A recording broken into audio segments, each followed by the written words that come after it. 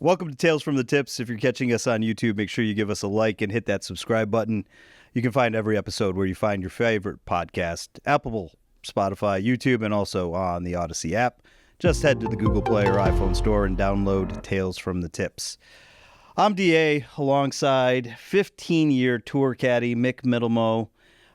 We like to say that we're just a couple guys that really like to talk about golf, both inside and outside the ropes. Golf and everything. A little bit of a different perspective. Golf and everything else. Yeah. But definitely golf. You ready? I'm ready, bud. Let's grip it and rip it.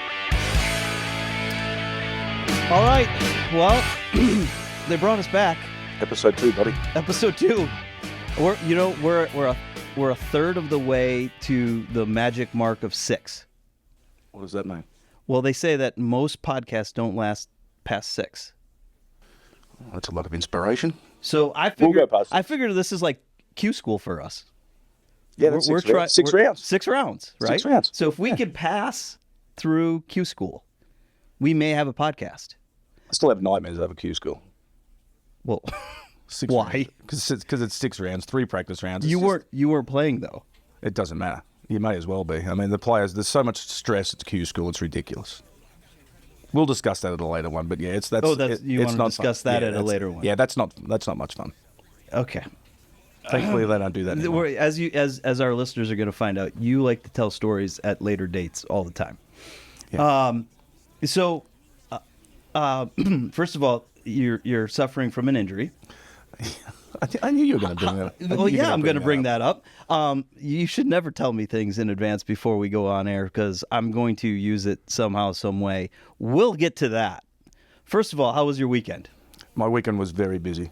Very, very busy. Yeah, you had a lot of friends up there in Jasper. I work up in Jasper, and apparently it was Jeep Fest this week, and I guess there was 3,500 registered Jeeps up there, and it was just Jeeps and ducks everywhere for like 2 days. Jeeps and ducks. I don't understand the whole duck thing. I mean, there's all these Jeeps up there, and there's like 100 ducks on their dashboards. Did you give away ducks? No, you should be giving away ducks. No, I was not giving away any ducks. Why? I don't know. I was serving drinks, and lots of them. Well, okay, so the funny part about this is I decided to do a little research. Oh, no. Do you know what ducks are for? No. And you should take this to heart. Okay? Okay. It's a way for Jeep owners to show kindness, admiration, and unity with each other. And they wave to each other when they drive past. Right. That's all they do. I mean, I drive a truck. I think it's just a normal head nod and what's up? Of course you drive a truck. I'm in Georgia. Hyundai Elantra. We don't have a club. You don't have a club? No, we don't have a club. It's just that's maybe another story. No, that car got bought very quickly during a divorce. I had to get a car quickly, so that was the first one I got quickly. So another thing that'll be well documented. Yeah, no, I called one of my buddies who owns a car out and said, I need a car. And he's like, when? I went, today. He goes, I've got this. I'm like, I don't know what that is, but I'll take it. And that's pretty much how I got my car. I Ubered down. Sight unseen, just went and bought it. Ubered down there, and he handed me the keys and said, you want to take it for a test drive? I said, no, I'll do that when I'm driving home. Sign me up. Just give me the paperwork. Let's get this over and done with. So that's how I bought my car. Okay. There's so many questions. So, okay. You've gone, now you had Jeep Fest. Yes. And then you had a day off. Yes. Played some golf. What happened? Played 11 holes of golf yesterday. What happened to the hamstring? I pulled a hamstring on the 9th hole at Cobblestone, Ackworth, hitting a 2-iron off the tee. A 2-iron? A 2-iron. And that's how I pulled my hamstring. And I was like, that hurt. What are you doing hitting a 2-iron? I don't carry a 3-wood. There's no reason to. So I hit 2-iron off the tee. And what are you doing? It's a par 5. I'll hit 2-iron pitching wedge. Are you insane? No, I carry a 3-wood. Well, hit driver. Well, see, do you know this course? Actually, I do. It's a dogleg left. Okay. I hit a fade. I couldn't draw a ball with a pen and paper. So it's difficult for me to try to hit a draw driver around right to left. So I hit 2-iron right to the corner and then hit 2-iron straight down the middle and then hit a pitching wedge on the green. Course management. Course management. Correct. Okay. In fact, the whole front 9 there at that course, I don't hit driver at all. So you don't have a 3-wood in your bag. You don't have a 5-wood. Nope. Hybrids. Nope. 4 wedges. You know how old you are. Yeah. You don't have hybrids in your bag. I know this morning. Yeah. Never mind. No, I don't. I've never. I haven't carried a 3-wood for probably 15 years. Well, you got to go for those par 5s and 2. No, I can't reach those par 5s and 2. I like course management. Hit a nice. I can hit driver off the tee sometimes. You are such a caddy. Absolutely, I am. I know how to manage my game, and my strength is not hitting 3-wood. It's just not. It's just not in my repertoire. But if I'm going to go for if the holes, if I've got 290 yards to the hole, why am I hitting 3-wood? Can't reach it. I've got more chance of hitting a 3-wood in the trees. I'll just hit a 6-iron. Hit a 6-iron to a perfect yardage and hit it on the green. Yeah. You look so confused about course management.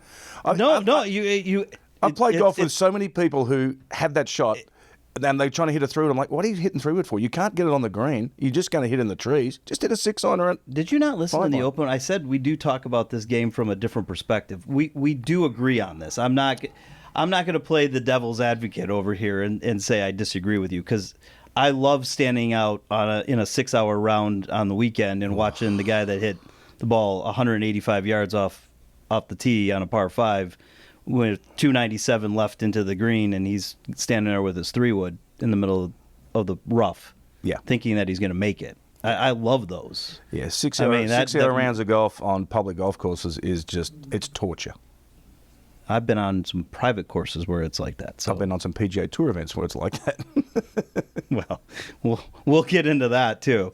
So, okay, before we get into today's episode, which I'll say it this way. This is the reason why you are world famous. Infamous, maybe. Infamous probably is a better word probably for a better this. word than famous. Well, before this podcast launches, the NFL season kicks off this weekend. Yeah. So because we're not going to just talk about golf on this podcast. We're going to talk about different things. We should have worn my Kirk Cousins jersey. You should have. Yeah, instead you're wearing a baseball jersey of a team that's not even in this market. It's still baseball. I have like 60 different jerseys. I'm going to wear a different jersey every podcast. No, we're not. No, you're not doing that. Every jersey. Well, you'll see. Okay. Well, I can't wait to see which. I mean, you got a good-looking golf shirt on, and we should be talking golf, but I just come here like that. Well, we're going to talk NFL first. All right, let's go. So, instead of just picking who we think are going to make the Super Bowl and win it all, we're going to go division winners. Ooh. Okay? All right. We'll start NFC. Yep. Okay. East. You'll go first. I'll go second. All right. Give me the 4 teams. Okay. Because you think I don't know them, so. Well, I've been here 30 years. I know you've been here 30 years. You know more Australian football than you know American football. Well, probably not now. No, I probably know more American football now. Okay. So in the East, we have Dallas. 0 chance. Philly. Stop there. Stop there. Philly. You're going Philly. Yep. Dallas are done. I'm going. You say that. I'm going Dallas. Oh, of course. Of course we are. Okay. You actually look like a Cowboys fan. Furthest thing from a Cowboys fan, I got, as a Lions fan, which we'll get to the North next, we got robbed in Dallas in a playoff game. So, no. But our only playoff win up until this past season was in Dallas against Troy Aikman, against Dallas. I guess when you don't have many victories, you remember all those good ones. You remember them all, yeah. I was in high school when that happened, by the way. Yeah. Okay, North. NFC North. We've got, let me remind you, because I know you're a Bears fan. I'm not a Bears fan. I lived in Chicago. Chicago, Detroit, Minnesota, and Green Bay. Minnesota are toast. They got injuries everywhere. They're done. Okay, well, they don't have a quarterback. Irrelevant. So irrelevant. Let's go to the Packers. You're going to do Green Bay. Yeah, because I'm not going to pick your team. Well, I'm taking Detroit. Of course you are. You did say before we got on this that you think the Bears are going to actually finish ahead of Detroit. Yeah, I think they will. Okay. You're going to be wrong, but that's okay. We're at least we're picking before the season starts. Buddy, I've been married 3 times. I've been wrong many times. Well documented already. Okay. Let's go NFC South. Move on. Falcons. I agree. I think this is theirs to win and win handily. The team is stacked. You're ready. Okay. We got Pittsburgh first, so we're in pretty good shape there. Yeah, but they got And then we got a couple tough ones, and then one aging quarterback and one quarterback that can't play in Pittsburgh. So no, not interested. Not interested. Okay. NFC West. Arizona, San Francisco, Seattle, and the Rams. San Francisco. I agree. San Francisco. So far in the NFC, we're split. Mm-hmm. We've got 2 that we agree on and 2 that we disagree on. So let's go to the AFC. All right, let's go. Okay. Bring it. Let me grab my sheet for He you. has to figure out the No, divisions. I don't have to figure it out. I have to look because we did pick these in advance, so I want to make sure you stay on track over here. Oh, so I don't cheat. Is that what you're saying? I didn't say cheat. Okay. I didn't say cheat. The East. Yep.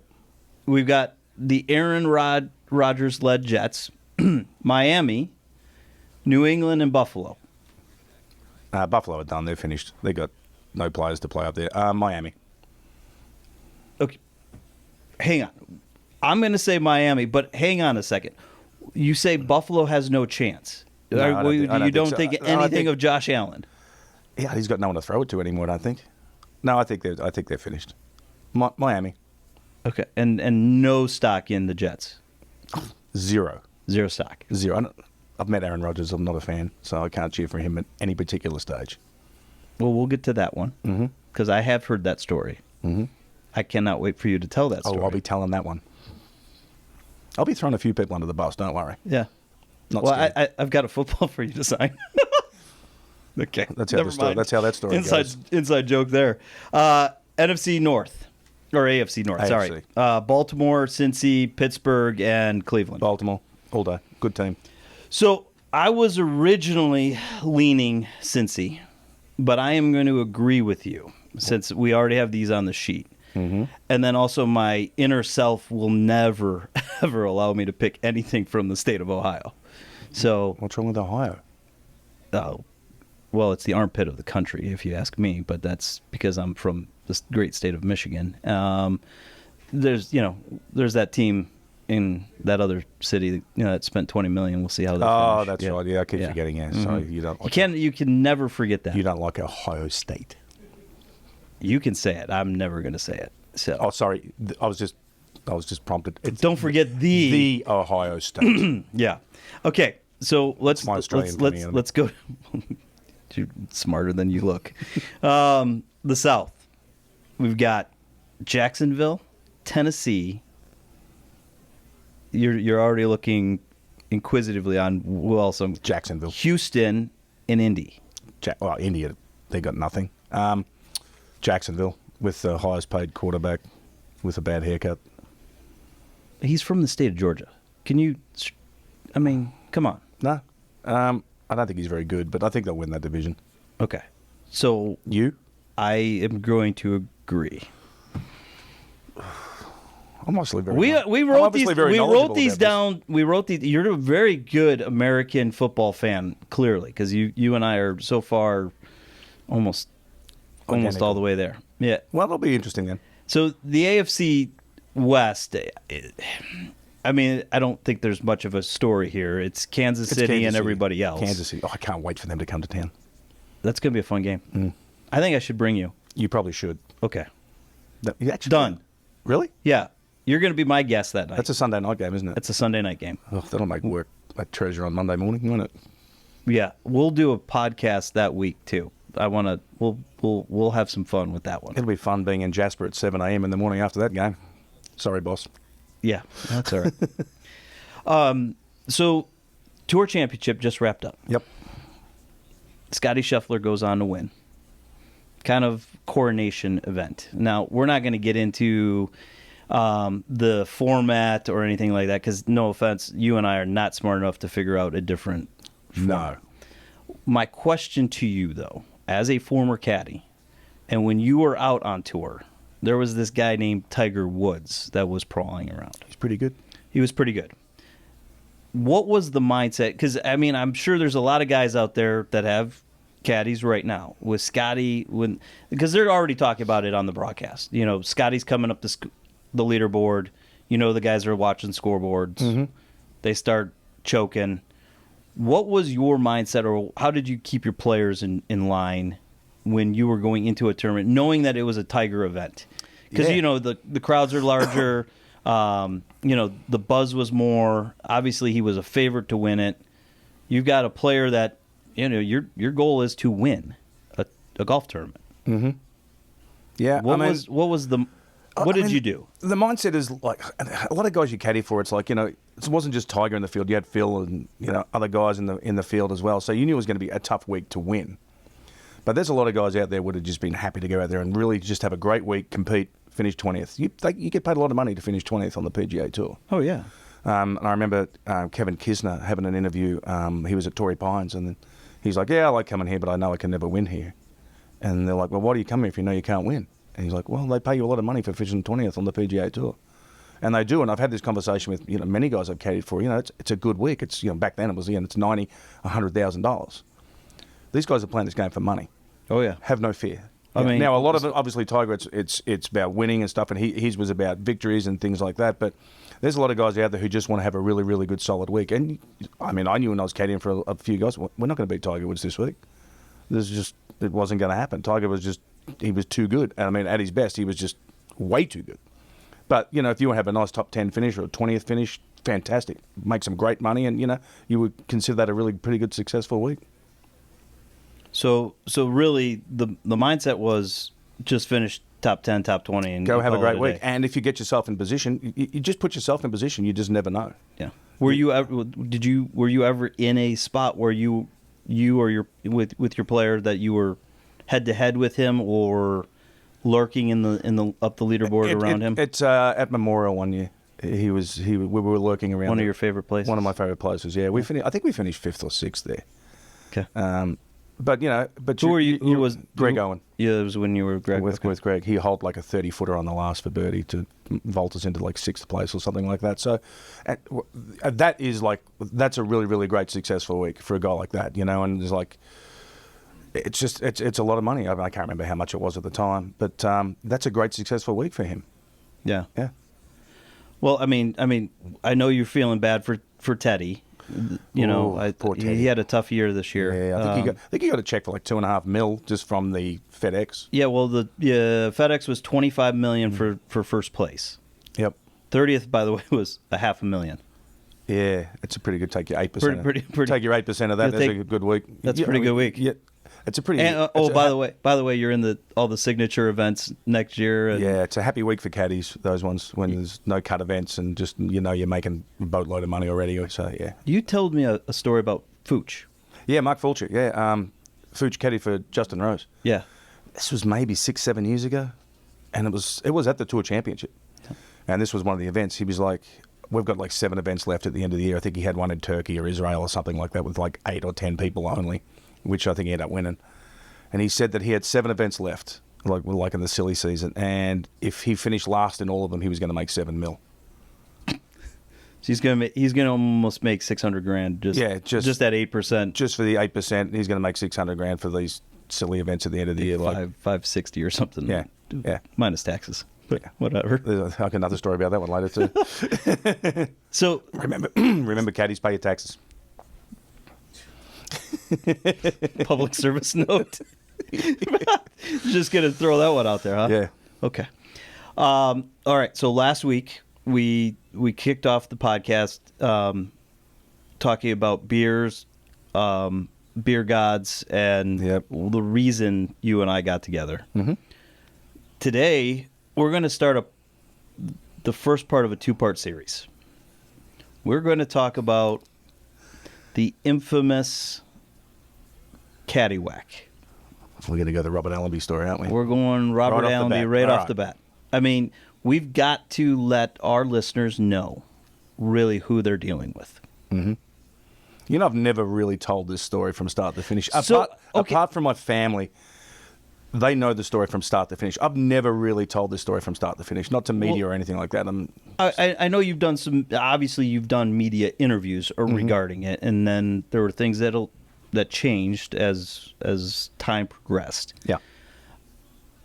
you've said this to me, and that was the curious part for me. It was always like, you've never told this story in its entirety. No. So let's start. All right. Okay. January, take a deep breath. January 2015, the Sony Open in Hawaii. Yep. You are on the bag for Robert Allenby. Correct. First event. First event. Okay, so let's start there. Yep. How did you and Robert even get together? Because normally, Hawaii, you're an established player-caddy relationship. Correct. Because, I mean, that's one of the premier events of the season. Yeah, it's a great first event to start. Yeah. You know, you go in Hawaii, everyone's having a great time. It's a beautiful setting. It's a nice golf course. I think I can't remember who I was caddying the year before. It might have been Daniel Chopra. I think he may have lost his card, and so I was just kind of looking for a job. And I messaged Robert on Facebook and said, "Hey, do you have a caddy?" I knew he didn't have a caddy. I was like, "Hey, are you interested? You know, can I maybe try this out?" And I guess he went to one of his friends from TaylorMade and said, "Hey, look, Mick just messaged me and said he's looking for a job. Would you think he'd be good?" And the guy was like, "Yeah, absolutely. Mick would be great for you. He's not going to take up with any of your nonsense or anything like that." So. Because it's documented that Robert was a caddy killer. Oh, 100%. Yeah, I knew I was getting myself in for it because, I mean, I've known plenty of people who've caddied for him who went, he's So you're going to work for an employer that is known for just... It's kind of like my job. I know that I'm in line to get fired at some point just because of what I do. Yeah, you are, yes. But, so you're His nickname was The Beast. His nickname is... So now, by the way, so last week we talked about... So you've caddied for two of the most notorious... caddy killers, one on the LPGA tour and one on the PGA tour. Yeah. Just a glutton for punishment. I was going to say. Yeah. All right. Yeah. So you and Robert connect. He calls me, says, "Yep, we're good to go." Any practice rounds? Did you get to know each other? No. Just... Well, I knew him obviously because he's Australian, and I'd seen him on the course. Oh, just because because the Australian fellow countrymen. Well, the Australians kind of gravitate together on the PGA Tour. We'd always sit there and we would talk about football or cricket or something like that. So we'd be on the range just talking and things like that. And so yeah, I knew him, and he was like, "All right, let's go. I'll meet you out in Hawaii." So away we went. So I met him out there, and 2 practice rounds, and away we went Thursday. Okay, so. Practice rounds went fine. I mean, he kind of explained what he liked, what he didn't like, and stuff like that. And we were just having some fun, basically, first event of the year. And, he invited me down to where his hotel was, and we sat on the beach and hung out and had a couple of beers, and we were ready to roll for Thursday. All is good. Yeah, ready to roll Thursday. Yeah. And away we went. And how did we do? How did we do? We missed the cut. I think we missed the cut by 2 shots. It wasn't like a bad, it was like a good first event. Knock a bit of rust off. You're in Hawaii, and then. At the end of the Friday, he's like, "Hey, you want to go out for dinner? I'll meet you at this wine bar at 8 o'clock, and we'll catch up, and I'll buy you dinner, and we'll have some beers, and away you go at 8 o'clock." So away we went. And away you went, but before.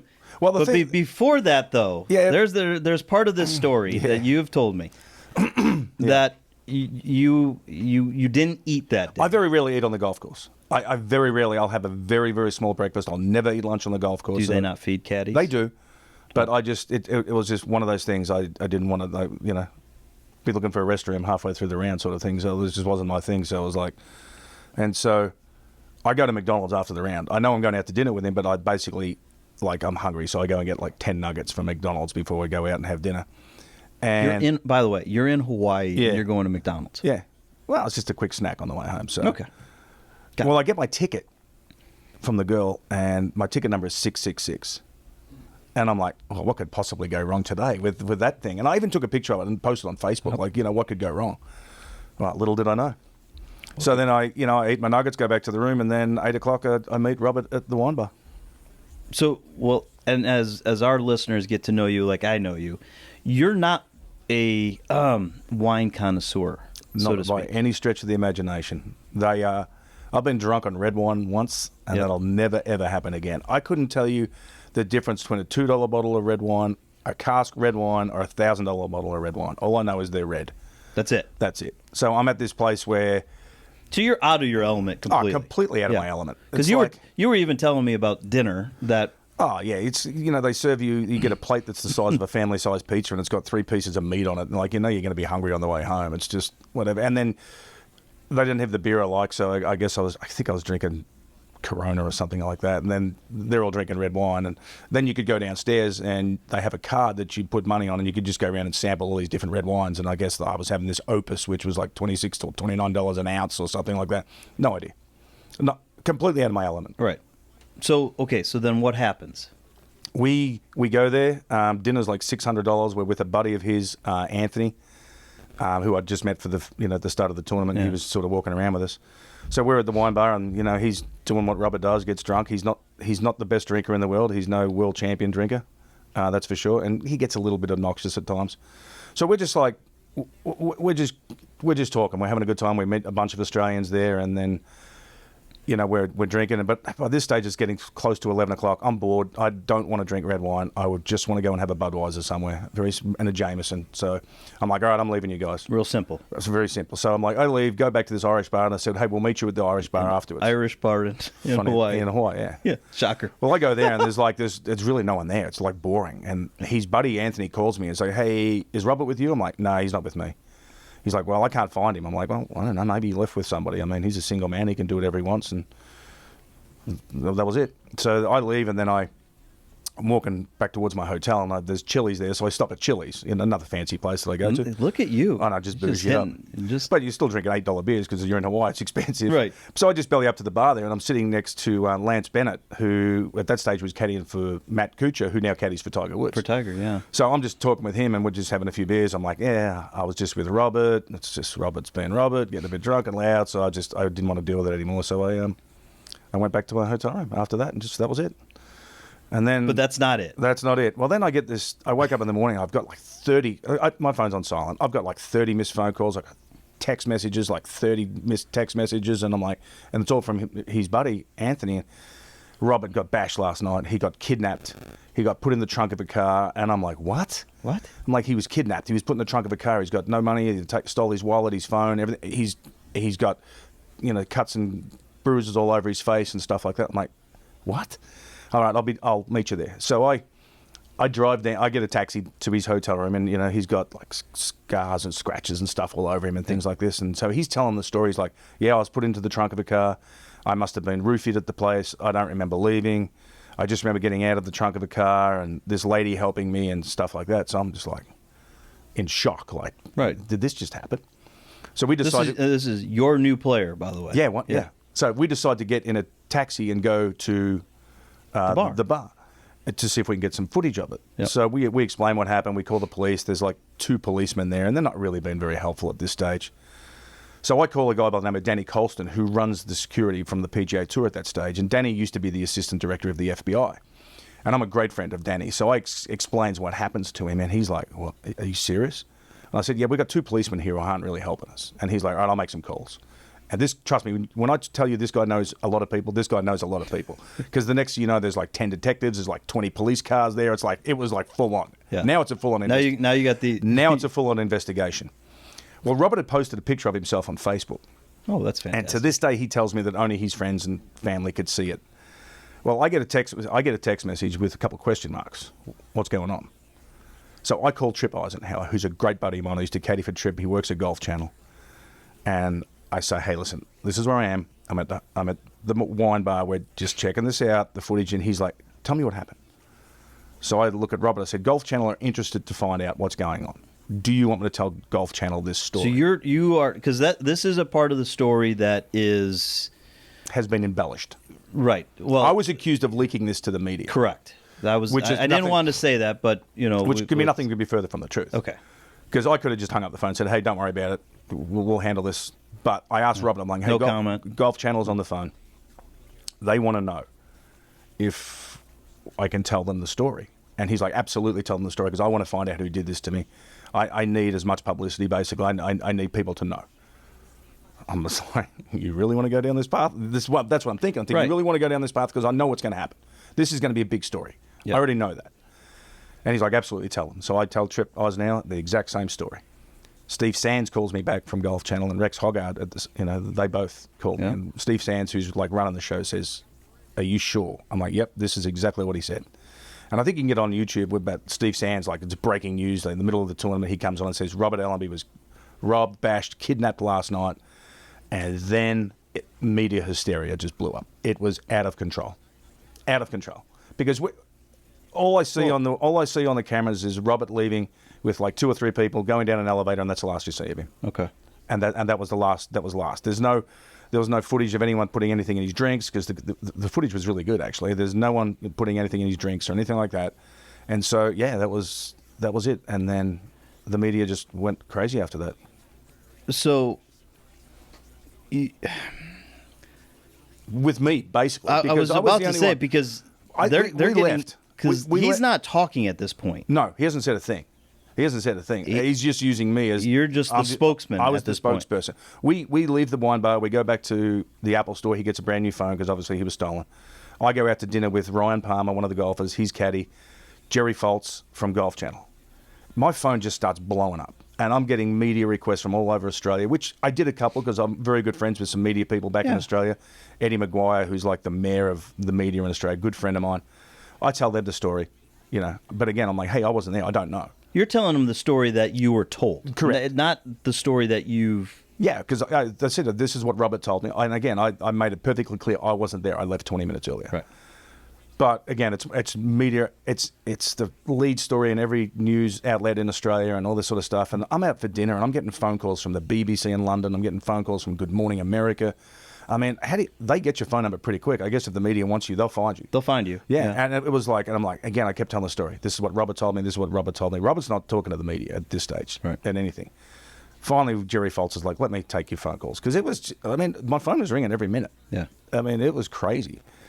And so we have a few drinks that night, quite a few. And so I end up going back to my hotel room like, this has just been a long day. Yeah.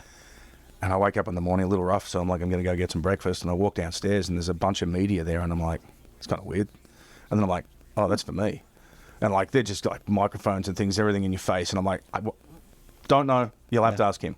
Yeah. Just, that was it, sort of thing. And then, and then it just... And they're finding your wife, at this time, your wife... Yeah, my wife, my ex-wife, she was getting phone calls and stuff like that. Hey, has he said anything to you and stuff like that? And she was getting pretty annoyed with it because...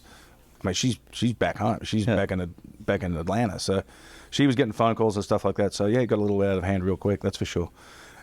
And and then obviously the next week he didn't play because he wanted a week off, and he was still a bit sore, I guess, from his trunk incident, I guess, right, whatever, from the kidnapping. From the kidnapping. And so I just went out to Palm Springs. He paid me for the week to be out there, and then the following week was going to be the waste management. And I'm like, please, in my head, I'm thinking, please don't play that event. Yeah.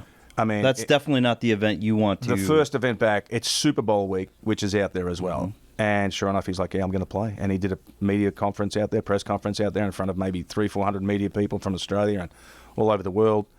And, we had armed police following us around that week and stuff like that for some reason, and, on the course. It was wild. And I remember there's a part of the story that came out that he was at a strip club. Yeah, Golf Channel actually I think they sent Rex Hoggard over to Hawaii to like investigate this whole thing and like try to fill some holes, because it's a really weird story. Yeah. So they went over there and they basically went to like every strip club in the area. It's like, hey, was this guy here? Was this guy here? Was this guy here? And they're like, no. And then finally one guy went, yeah, he was here. He spent $3,000. Golf Channel ran that story, which was kind of disappointing because it was all BS. Yeah. I can guarantee for a fact he wasn't at a strip club. There was no way he went to a strip club. There was nothing on his credit card to say he was at a strip club. There was none of that. So, well, his card at this point, his wallet and cards are missing. Yeah, and his phone, and then obviously there's a homeless guy that picked it up, and I think he went to like an ABC store over there and bought like a bottle of tequila and 2 packets of cashews, and then he went and stayed at the Sheraton. Yeah, something like that. It wasn't which by the way, he was convicted for picking up fraudulently using, and that's the only thing that's ever come out of it. And I even think the police, when they were doing the interviews, were looking at me like, this kind of seems a little far-fetched. Okay. I thought it was far-fetched. But I wasn't going to say that because you stay loyal to your man. And I did. Until a few months later. Which we will touch on the next time when we reconnect. We'll talk about you being fired. See, that hurts. Yeah. I can tell you one thing about that. The next incident was I was never fired on the golf course. 100%. You just said that to hurt me. I didn't say that to hurt you. That's just that was the headline. Thanks for teeing it up with us. New episodes drop weekly. Hope your drives are straight, your putts are short, and your scores are low. Thanks for joining us. We'll see you next time on Tales from the Tips. See you guys.